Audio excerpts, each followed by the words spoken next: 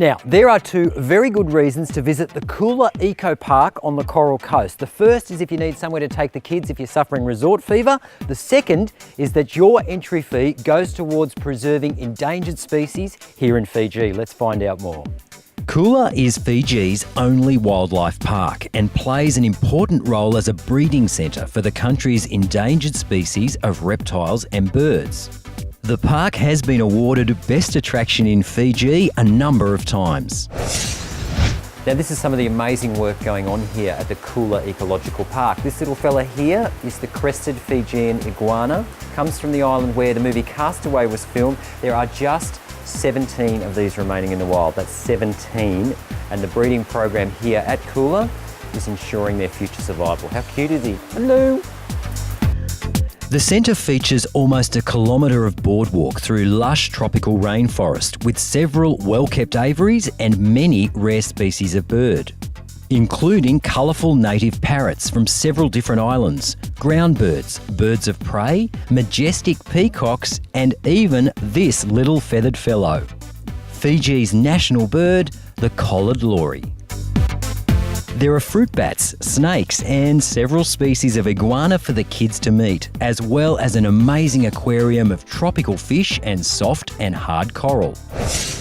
Now if you missed out on the chance to go snorkeling here in Fiji and you want to get up close with some coral and some tropical fish, then Coolah is the spot to come. They've got those amazing aquarium tanks. But you get another opportunity here to go behind the scenes of an aquarium, and this is where Fijian school children come to learn more about the ecological cycles here in Fiji. So the cute little turtles that we saw inside, the little baby hawksbills, these are older hawksbills. These are 4 years old. They actually live to be 120. Can you believe it? Now these guys will grow to 3 times the size that they are now, and eventually they'll be released back into the wild. The park is open daily from 10 to 4:30. Bula guys, Bula. Bula. How are you? I'm fine, thank you. Great. I'm good actually, thank you very much, but I don't know how good I'm going to be in a moment because we've got a boa constrictor here for me to put around my neck, as you do in a wildlife park, and I'm not great with snakes, so Ramesh, if you just bring it in and I'll put it. My name is Okay. Snake. Okay. Okay. Easy. I'm not great with snakes. You like the snake? No. Okay. Well, that's it for us today at Coolah. We'll see you again real soon. Oh. Yeah. Give me somewhere to play, show me a place to stay. So we're talking dining options on Denarau. Scott, you've got the amazing Moo down at the Western. You've got Flying Fish here at the Sheraton. Tell me a little bit more about this brand dining concept from the guests' point of view and also the hotels. Well, Flying Fish and Moo the Wine Bar and Grill offers our guests a premium dining within a resort stay. No longer is it about the room's accommodation when the guest comes and stays at a resort. They also look at the food and beverage offering of the resort as well. Yep. From an associate point of view, our local staff go to Flying Fish Sydney and also Moo the Wine Bar and Grill on the Gold Coast for training. Jason, these dishes look absolutely amazing. I've got to say, the attention to detail here is incredible. Thank you. Flying Fish, tell me a little bit how the concept came about, because it's seafood infused with Sri Lankan flavours. That's correct. I've worked with Peter Kuravita for a few years in Sydney, owner and master chef of the Flying Fish in Sydney. We worked and developed on a few of the dishes here that you will exactly find in Sydney. And this is a little selection of what we have here. Wow, it looks amazing. And we've got the Muddy here taking pride of place. But tell us a little bit about the food and the ingredients you use. All of this is local, which is fantastic. We get the best seafood here. We got our mud crab here, which is done salt and pepper style. We do a fantastic lobster ginger chili, which is very, very popular at the moment in our restaurant. And we have our signature yellowfin tuna, black pepper caramel and ruby grapefruit.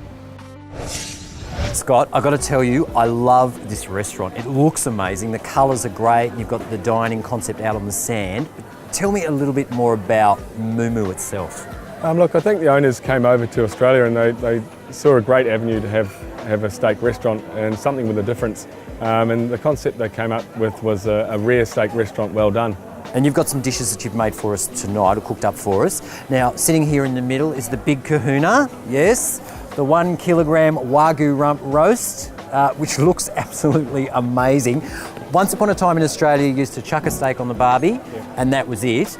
These days, you need to seal until smoky on the char grill and oven roast to your liking. Tell me a little bit more about that process. Well, look, with the 1 kilo rump cap, there's obviously a lot of marbling through the meat, but on top of the meat also it's covered in fat. So what I like to do is put it on the flat top first to render a little bit of that fat out. We then put it onto the char grill to create a bit of smoky flavour through it. Then we put our little secret touch to it, the spices on top, and then we put it in the combi oven for your cook to your cuisson. Wow, so it's actually a 3-step process. It is, or 4-step, because then you bring it to the table and you slice it. We do, yes. Yeah, for either a 2 to 4 pack, basically, carved at the table. It looks amazing. I cannot wait to try it. Thank you very much for your time. It's Mumu at the Westin here in Denarau.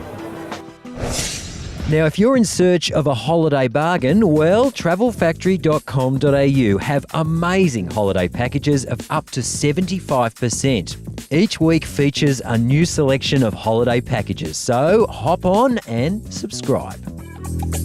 And now showing at IMAX Melbourne is Tornado Alley 3D and Journey to Mecca in the footsteps of Ibn Battuta.